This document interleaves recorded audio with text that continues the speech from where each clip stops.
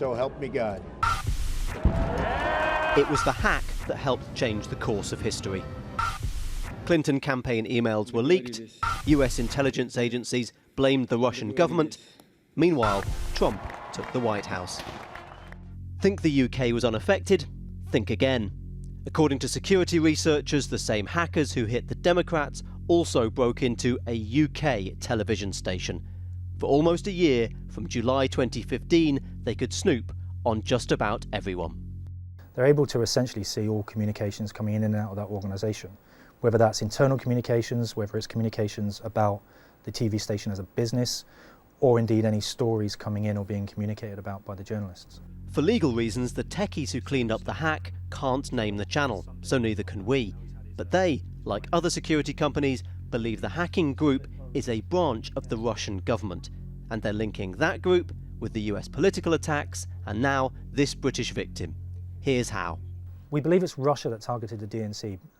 The other targets, the other victims of that same campaign included military attachés, political figures, journalists with interest in Ukraine, and that fits exactly into Russians' interests. So that same tactic used against the DNC to initially gain access. Once they've gained access, they used a computer virus to maintain that access, to have the back door. That same back door was used against this UK TV station. That backdoor software is unique to this group, researchers say. They built it and they control it. They've targeted TV stations before. In April 2015, France's TV5 Monde was hacked. It almost killed the business. For more than 8 hours, we were totally off air with our 12 channels.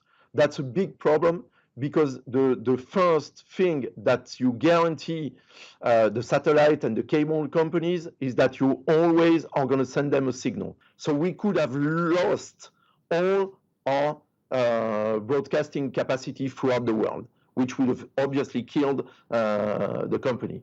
It's cost us 9 million euros in 2015 and 2016. Initially blamed on Islamic State hackers, it was later pinned on the same Russian group. Unlike TV5 Monde, the British TV station wasn't taken off air by the hackers. It's believed they may have been a test run for a potential future attack. But we've learned they aren't the only British organisation to be targeted by this shadowy hacker group, known to many as Fancy Bears.